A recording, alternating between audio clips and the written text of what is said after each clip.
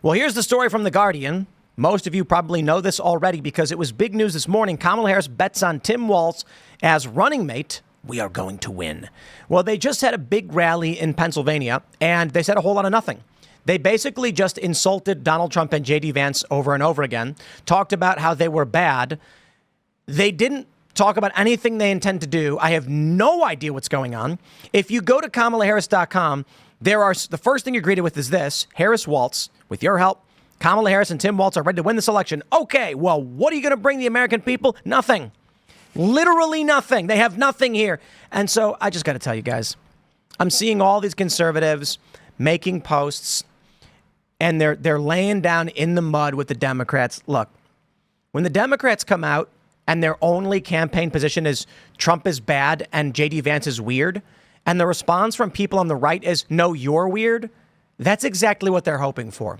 Because the response should be, prices are too high. When they say J.D. Vance is weird, you go, inflation is up. That's the response. And so I'm seeing all this, and I'm like, if there are people willing to stand behind Kamala Harris in Pennsylvania, waving flags and cheering for her when she offers them literally nothing, I don't think you're going to convince those people of anything by just saying, no, you are weird. So I don't know. We'll break down who Tim Walz is and his crackpot policies. What say you, panel? I just can't believe how empty this campaign is. And I think Tim Walz is an interesting choice. There's so much to unpack from today. I'm kind of trying to figure out where to start. But we had that call, right? That this obviously stage call where Kamal's in her power suit and she's talking to him, calls him buddy, and he's dressed like a regular guy. And again, to me, this just shows that all of this is a performance. It's theater. Tim Walz is interesting because he was at one point sort of a moderate Democrat and has really drifted into more progressive lanes. Like at one point, the NRA had given him a pretty good rating, and then the Parkland shooting happening, and he completely moved towards really strong gun control positions, and they eventually revoked their positive views of him. And so I think this is sort of it's interesting that this is who the Democrats have picked to be the second person on this ticket, someone who has gone from being moderate to more extreme. Again, Kamala Harris was Biden's more progressive option, his sort of olive branch to progressive members of his party.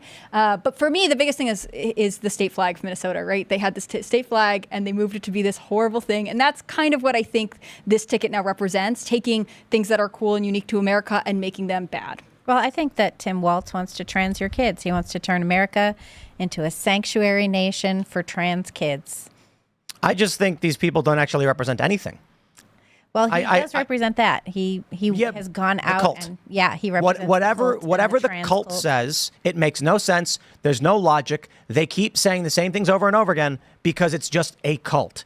And the scary thing is, you look at the way you've got these, I don't know what you'd want to call them. It's a non-theistic religion, wokeness. And you can see people on X that they know they're lying. That they're intentionally playing by a script to manipulate people. They don't represent any values. They just represent this narrative. And there are tons of stupid people who just follow it for whatever reason. So Tim Walz, when he's defending these things, when he's for these things, he's just for whatever the machine tells him to be for. Mm-hmm. That's why there's no policies listed on their website. Not a single one. Can we just say this? We are less than 3 months out from a major election, and the Democratic Party has no platform. None. And wouldn't that be your first priority if you had to drop in Kamala Harris? Her campaign is 16 days old now. Wouldn't that be the first thing on the website, the policies for people to rally around? No, because it's all about identity politics. And also, if they're not going to print their policies, then you have to go off the records. And Tim Walz is not endearing to moderates in America. And Kamala Harris, it's not a real position. She's sort of going to claim victory from whatever she thinks the Biden administration did well, and then she's going to point to her record as prosecutor, which we know is really controversial. Well, her campaign manager, Julie Chavez Rodriguez, was giving comments about the border and what was going to happen there with border security, and she said, I think at this point, the policies that are, having a real impact on ensuring that we have security and order at our border are policies that will continue. Nothing. So Tommy Stevenson with Post Millennial today took a look at that, and he was like, well, if you look at the proclamation that came out in June, it turns out that they have provisions to let in just anyone who shows up. Yeah, it really makes no sense. Karl Marx said it this way. He said, accuse your enemy of what you are doing as you are doing it to create confusion. And so at the end of the day, they always like to talk about the right is going to be a threat to democracy. But truly, they are the threat to democracy. When you back up and take a look at the record of a person like Tim Walz and the record of Kamala Harris and the record of Joe Biden and the record of Barack Hussein Obama, they all are in the same bucket. What bucket is that? It's the bucket of seeking to trans our children, seeking to destroy our constitutional republic, and it's a plan that has been formulated to even kill babies in the womb. And so it's a disastrous movement. They have nothing to offer to America but more of the same.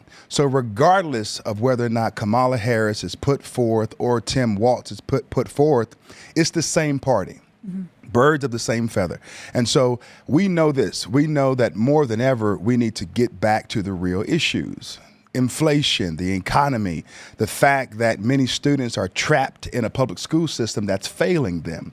I say it this way, that in the early 1960s, blacks were locked out of the public school system, but today they're trapped in. You would think that Kamala Harris would want to liberate minorities, right, and give them the best options for upward mobility in America, but they don't want that.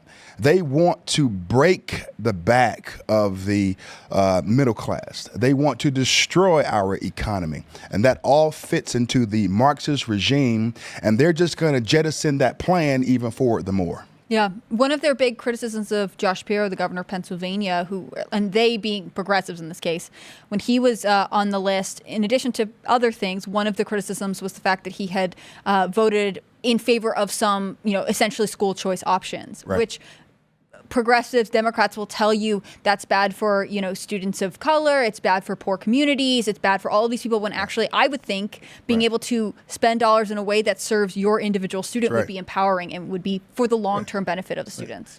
So I'm hoping that Tim Walz and Kamala are really just throwaway candidates. That the Democrats have realized they can't win. The polling is bunk. Sure. It's skewed in favor of Democrats, and they really do intend for Trump to win. So I've got this tweet here from Steve Kornacki. This guy is, NBC, MSNBC. And he says, the results of Walz's 22 governor's race in Minnesota don't suggest he provides an obvious boost with blue-collar voters Democrats have been shedding in Wisconsin, Michigan, and Pennsylvania. And so you can look at the numbers, and since 2012, his districts these districts that he won have skewed dramatically towards the GOP. Was the idea, I guess, that they're trying to convey is that this guy represents like the white working class or something? They say that he connects with rural farmers and that he is like kind of going to counterbalance the effect of who Vance brings to the table. I don't believe it. But the best explanation I've seen is this is what woke elites think working class people act like. Mm-hmm. Mm. That's what I got from the video today, where they have this stage, obvious video of him pretending to take this call from Kamala that they've already had a conversation about, clearly. Otherwise, why does he have a film crew following him around, to be obvious about it? But there is this messaging that he is going to do, a lot for her ticket. They'll say, vice presidential candidates don't necessarily win you the election, but they can lose you the election. So he's supposed to be kind of strengthening the ticket by appealing to rural Americans, by sort of appealing to a demographic that they think Vance appeals to, and then also sort of adding a little bit more experience to the ticket because he was a member of Congress at one point. I don't think that's going to be the effect. How could he possibly represent the working class when he went out there just a few days after George Floyd, which was May 25th, 2020? Sure. And he went out, which was exactly 10 weeks into lockdown. Mm-hmm. But he went out there and was asking people to get out of the street and saying like, hey, don't riot. We understand your protest. We want to make room for the protest.